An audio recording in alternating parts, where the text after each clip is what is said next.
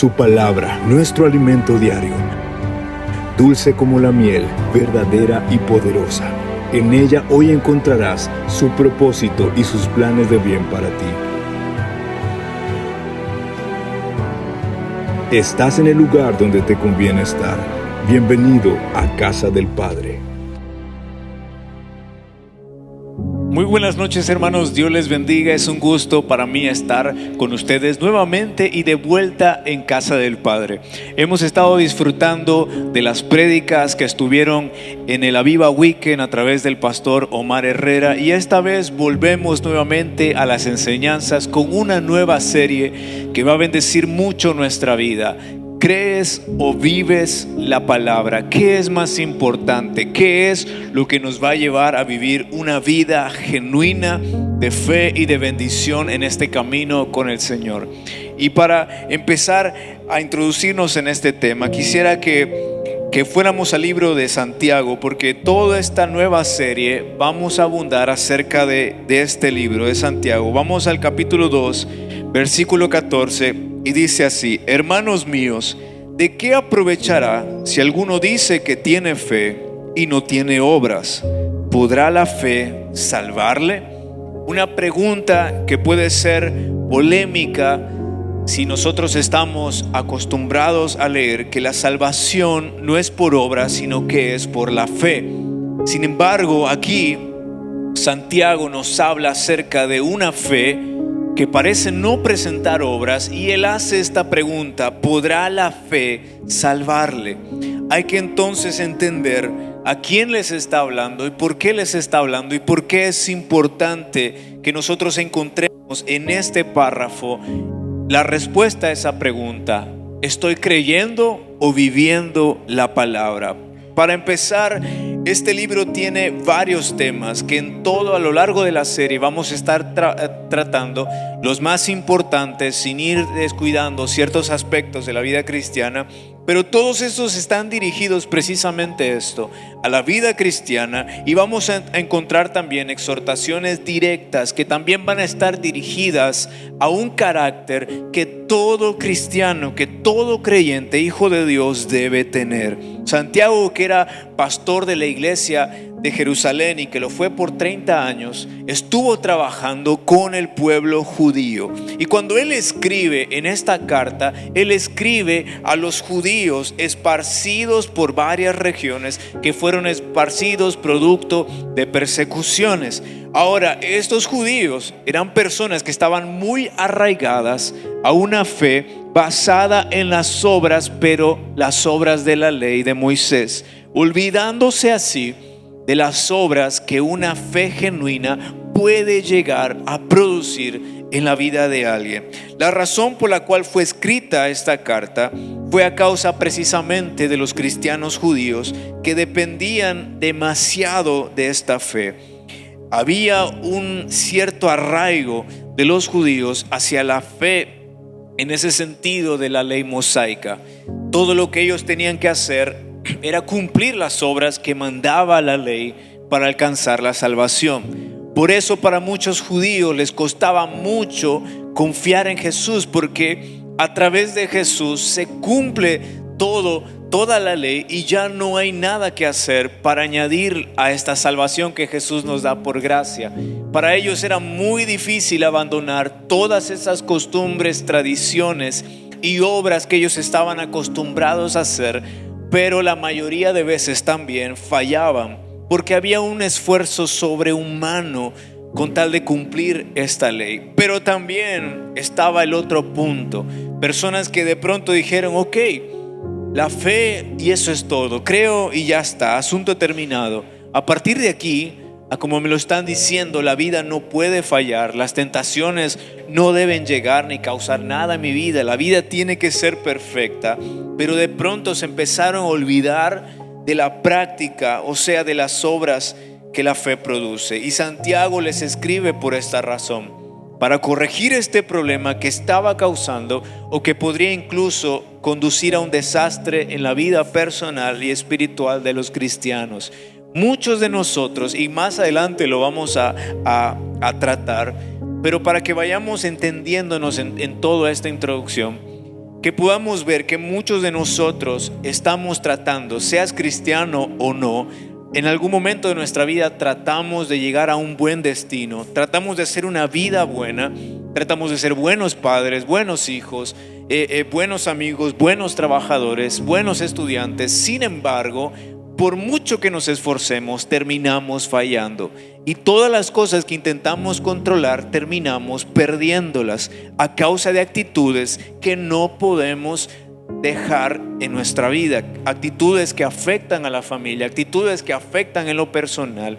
Pero también cuando llegamos al camino de Cristo, muchos pensamos, con solamente creer ya está, toda la vida se tiene que arreglar, no tiene por qué haber malas experiencias, no tienen por qué haber pruebas, no tiene por qué haber tentaciones, mi vida tiene que mejorar sí o sí. Y entonces aquí es donde entra este libro, esta carta especial que nos va a llevar a no solamente pensar que solamente basta con creer y que no solamente basta de un esfuerzo humano para poder alcanzar, en este caso, la salvación, pero también algunas cosas que son esenciales en nuestra vida, como la familia y como también vivir de manera personal.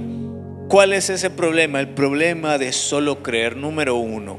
Ahora, ¿por qué es tan importante Santiago? Porque Santiago no le está hablando a una iglesia en general o una iglesia en particular con malas experiencias particulares, con casos aislados, sino que el mensaje de Santiago es para los cristianos, sí, específicamente judíos, pero que de alguna manera nos vamos a identificar perfectamente bien con ellos. Entonces, cuando se habla acerca de estos judíos que fueron dispersados, resultado de tantas persecuciones, ¿por qué las persecuciones?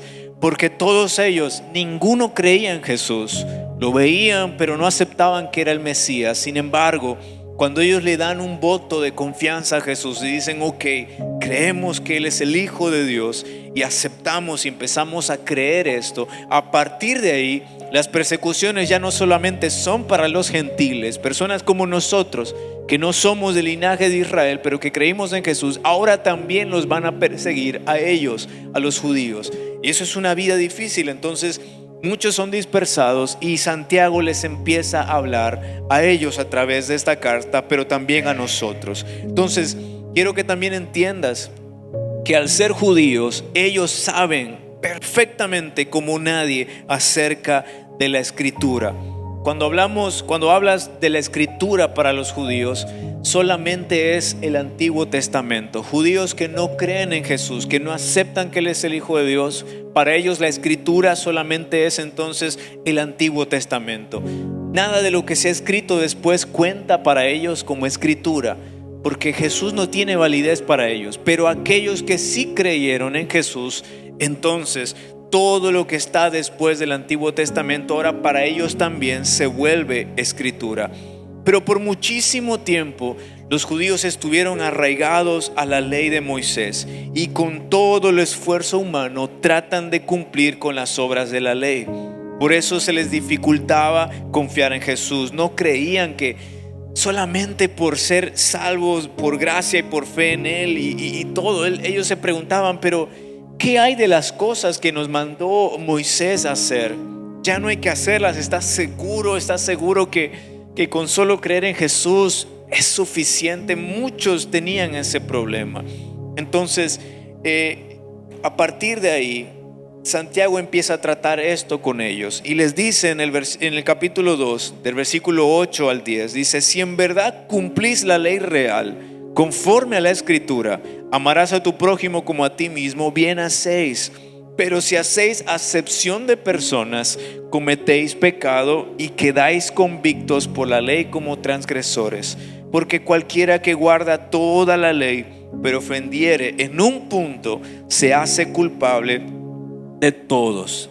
Entonces Santiago aquí escribe y dedica mucho tiempo para explicarles a ellos y a nosotros una difícil verdad: de que nadie es justificado, nadie puede ser justificado por las obras de la ley.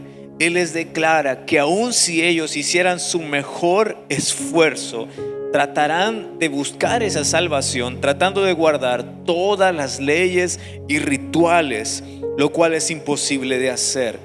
Y cuando ellos fallen en la parte más pequeña de esa ley, cuando fallen en el más mínimo detalle, esto los va a hacer culpables de toda esa ley, porque la ley es una entidad, y si el quebrantar una parte de ella es quebrantarla toda. Entonces eso es un desafío para ellos. Algunos quieren tener una fe basada en cumplir esas cosas, pero no pueden, siempre van a fallar, pero necesitan confiar en Jesús, que a través de Él ya se cumplió todo eso, y ahora solamente tienen que dejar que Jesús obre y viva en ellos. Pero ¿qué hay del otro lado? ¿Qué hay de los otros que dicen, ok, acepto a Jesús y es todo, solamente basta con eso? Entonces ahí es donde se empieza a hacer algo en la vida de los cristianos. Santiago lo empieza a notar, que muchos de ellos solamente están alardeando o viviendo diciendo que tienen fe, que son personas de fe, que creen en Jesús, pero algo falta. No hay coherencia en la vida que llevan. De pronto están pasando dificultades, de pronto están pasando cosas. Incluso ellos deberían mantener ciertas actitudes o mostrar cierto carácter, pero Santiago no lo ve, no lo encuentra, no lo puede hallar en ellos. Y a partir de ahí, él entonces empieza a lanzar esa pregunta que leíamos al principio: ¿de qué aprovechará si alguno dice que tiene fe y no tiene obras? ¿Podrá entonces la fe salvarle? Una fe genuina a la cual Santiago se está refiriendo aquí. La declaración de Santiago es: la fe por sí sola, si no tiene obras, entonces es una fe muerta. En ningún momento él está contradiciendo la enseñanza de que por fe somos salvos, de que no es por obras, sino que él dice la fe genuina, una fe que de pronto te dice que Dios sí existe, que el Hijo de Dios sí existe, pero carece de confianza en Él, o que no se manifiesta en una vida transformada, en una persona que ya ha cambiado. Entonces no es fe del todo. A lo que Santiago se refiere por obras, no solamente son acciones, sino más bien el fruto de esa fe que debe ser genuina cuando Jesús ha llegado a la vida de alguien.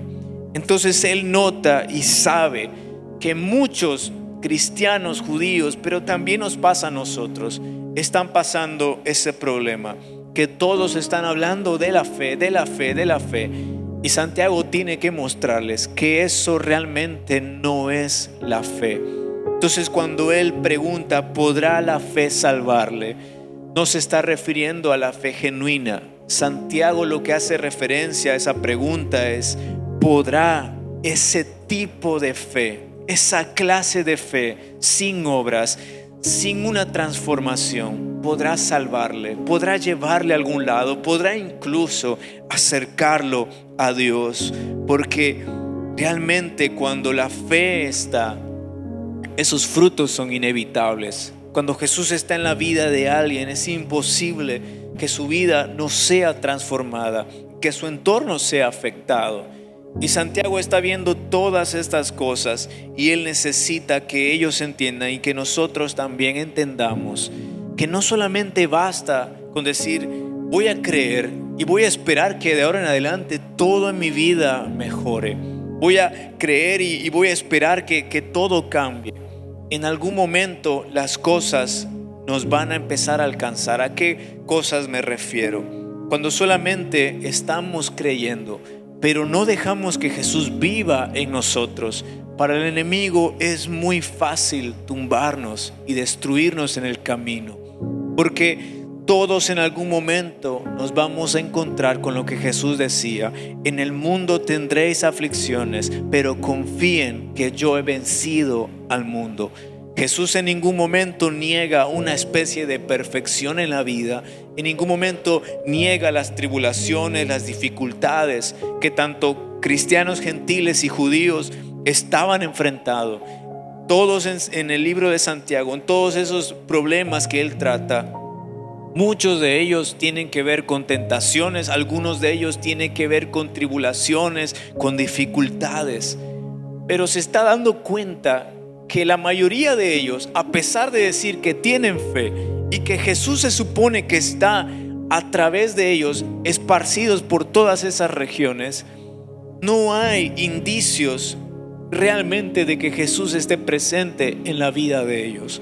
Porque muchos están fallando, muchos están preguntando: ¿será que realmente esto funcione? ¿Será que Jesús realmente funciona? ¿Será que esta fe puede ayudarnos? ¿Y qué tal si mejor volvemos nuevamente a la ley? ¿Qué tal si nuevamente volvemos a buscar por esfuerzo las tradiciones, la ley, esas obras, esos mandamientos que nos piden?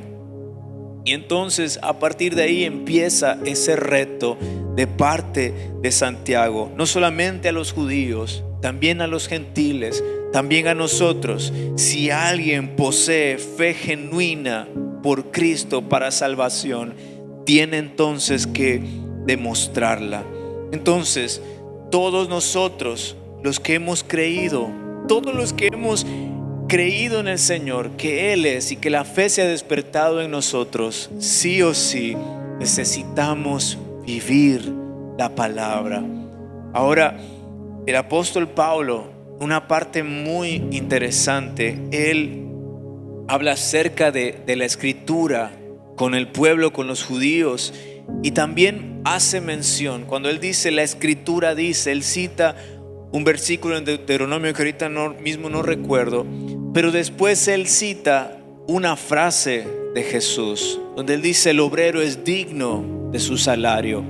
Entonces, cuando él hace referencia a esos dos pasajes, a esas dos frases, él dice: la escritura dice, y empieza con el Antiguo Testamento y conecta las palabras de Jesús para unir ¿qué cosa?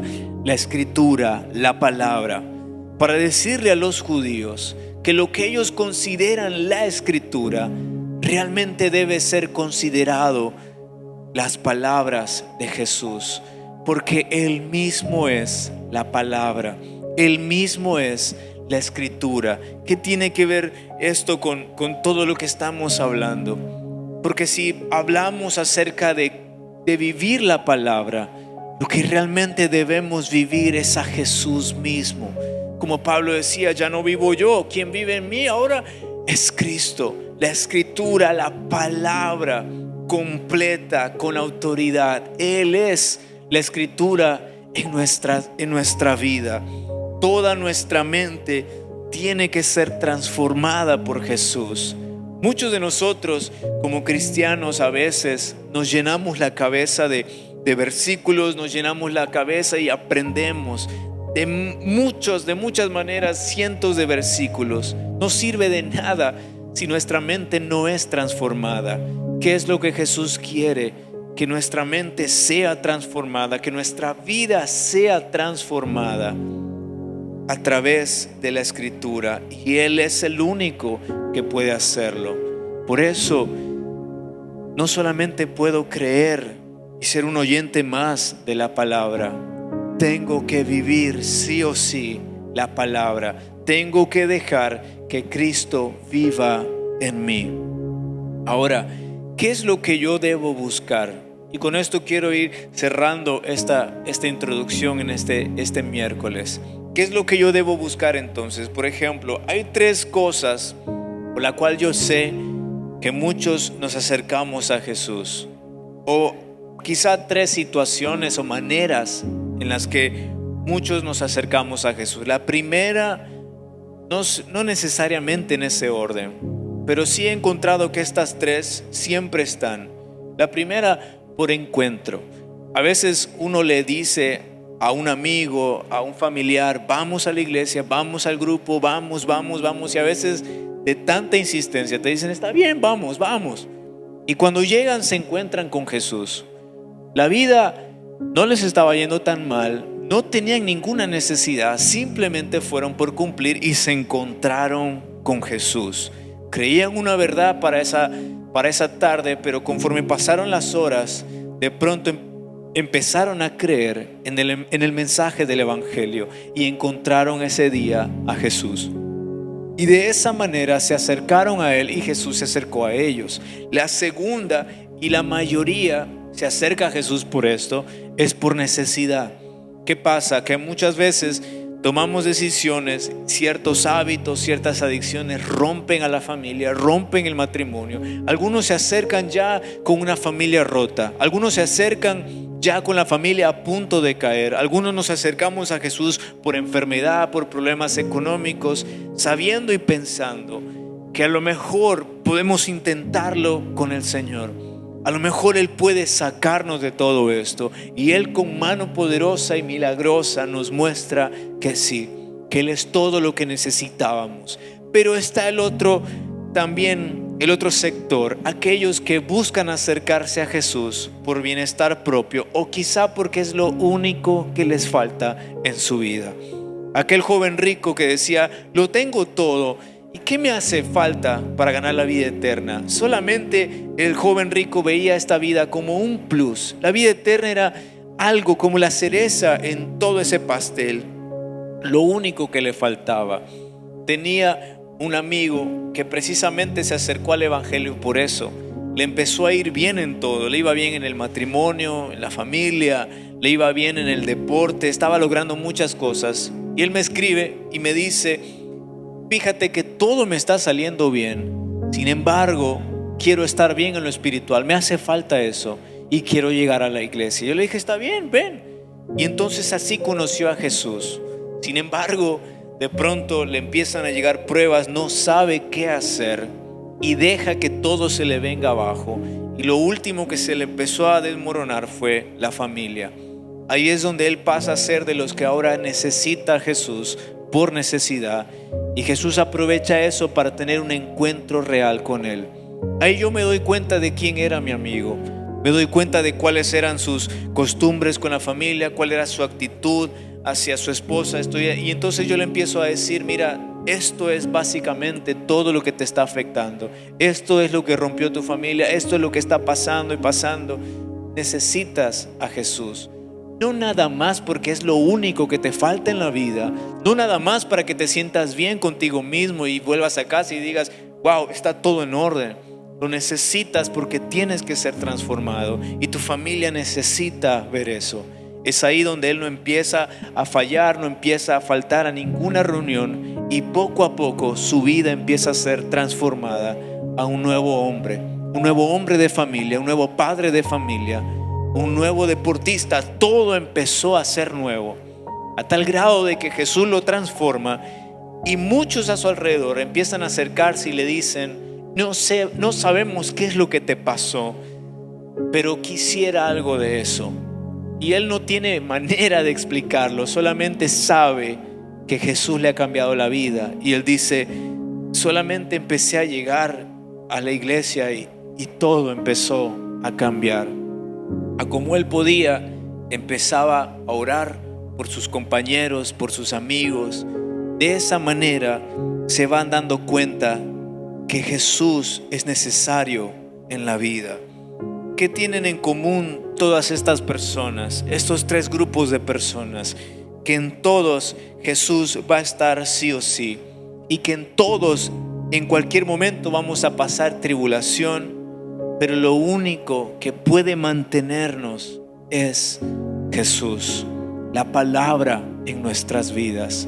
Porque no impresiona realmente que a un joven le esté yendo perfectamente bien y súmale que llega a la iglesia. Lo que impresiona, lo que impacta al mundo, a la sociedad, a los amigos alrededor, incluso a la familia, es que un hombre que acaba de perderlo todo ha sido transformado, y su familia, al ver eso, regresa a sus brazos. Yo lo vi y lo viví con mi amigo, y eso fue lo más impresionante. Sus amigos nunca le decían nada, yo casi no le decía nada del deporte, pero cuando yo veo cómo logra recuperar a su familia de una manera genuina, yo digo: la fe hizo lo que tenía que hacer. Él no solamente, él pasó de venir aquí y ser un oyente más y creer lo que decía mi papá o yo los domingos, sino que pasó a vivir la palabra. De pronto Jesús empezó a transformar todo en su vida. Pasó tribulaciones, las pasó y ya está. Ahora, ¿qué es lo que quiero decirte y a dónde te quiero llevar para concluir esta introducción a este libro? Si entendiéramos de una vez por todas que todos en algún momento, yo le decía a mis alumnos de la academia, que en algún momento buscamos a Jesús por estas razones.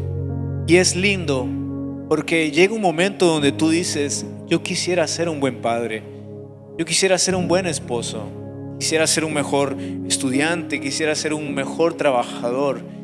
Y todos los seres humanos tenemos esto. Si en algún momento hay un lince o una especie de luz, de esperanza, un momento de bondad, en algún momento los padres ausentes dicen: ¿qué estoy haciendo? Yo debería estar con mis hijos. En algún momento ese padre borracho que está perdiendo todo dice: ¿qué le estoy haciendo a mi familia? Todos en algún momento se dan cuenta que necesitan un cambio, una transformación. Pero por alguna razón la sociedad le vale suerte lo que te pasa. Los amigos no están ahí para ti, dejan que todo se te venga abajo. Pero cuando Jesús llega a tu vida y empieza a transformar todo, ahí te das cuenta que no solamente consigues ser aquello que querías, sino que terminas siendo mucho más. Terminas siendo una persona que toda su mente es transformada. Pasas de ser una persona que dice: con Jesús puedo recuperar todo y que todo se mantenga así y ya está, sino que pasas a ser una persona que aún en medio de las tribulaciones y las dificultades tienes una paz que sobrepasa todo entendimiento.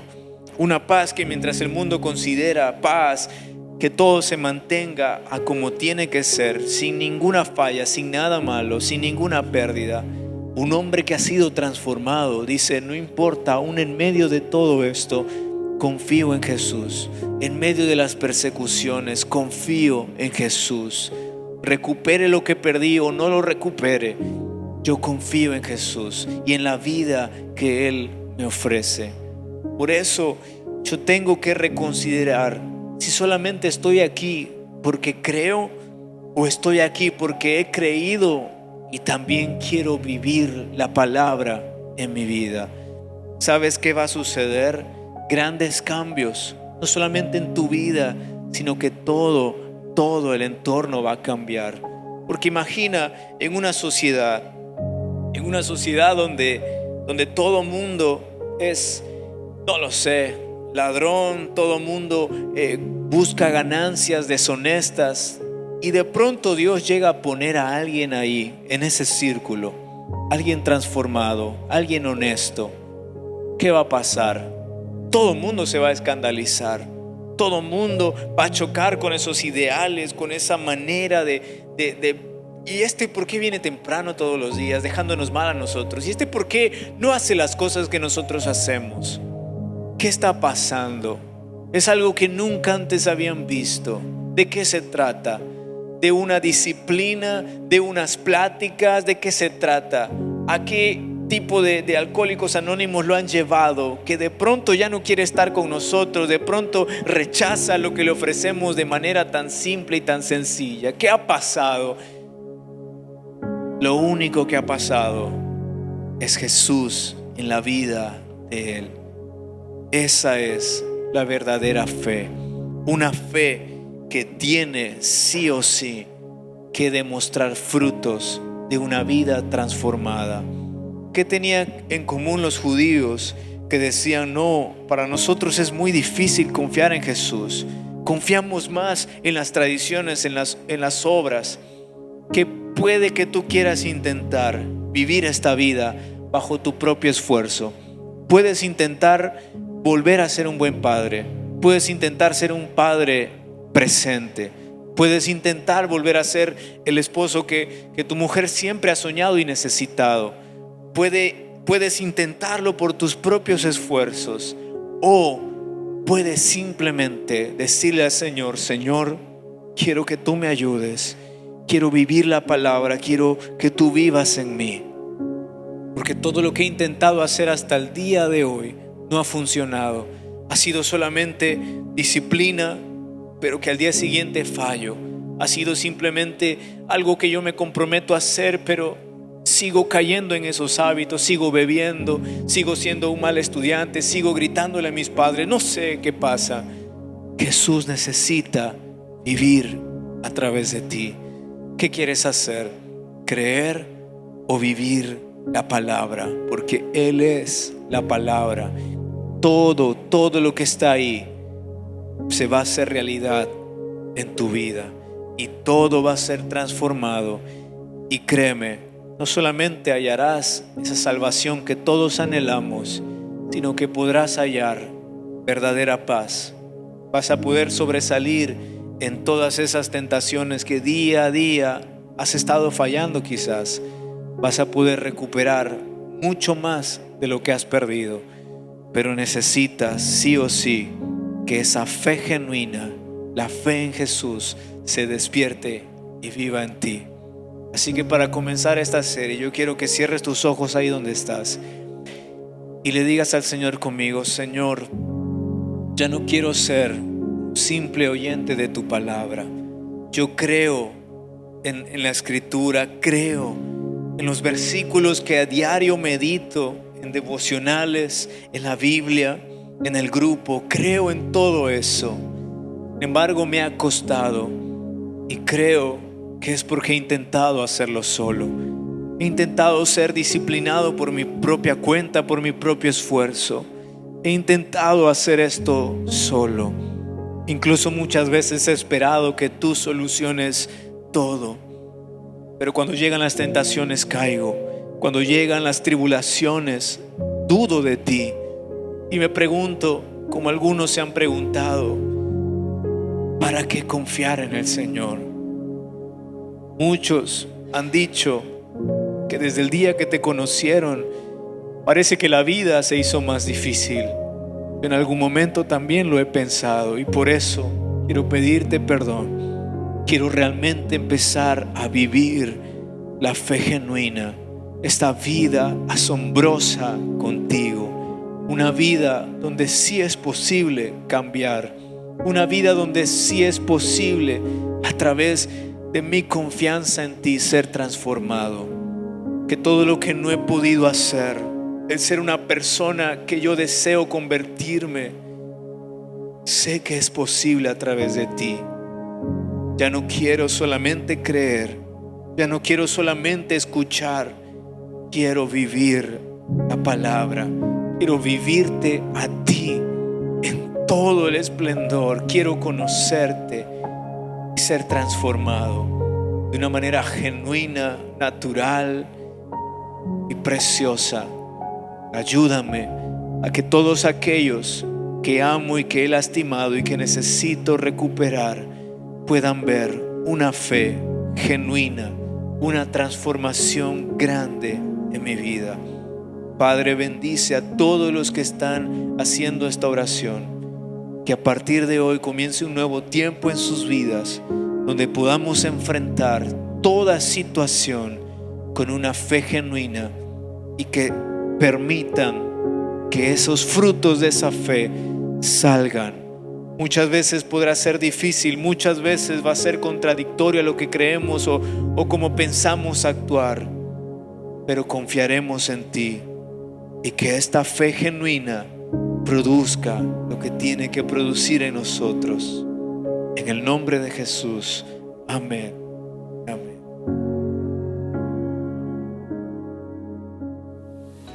Hemos llegado al final de este video. Si te gustó, dale like. Y recuerda, no olvides suscribirte a nuestro canal para ver más videos como este. Y recuerda que cada miércoles habrá nuevas enseñanzas para ti a partir de las 7:30 de la noche, y podrás visitarnos en nuestros servicios presenciales en el domicilio y horarios que aparecen aquí abajo. Gracias y bendiciones.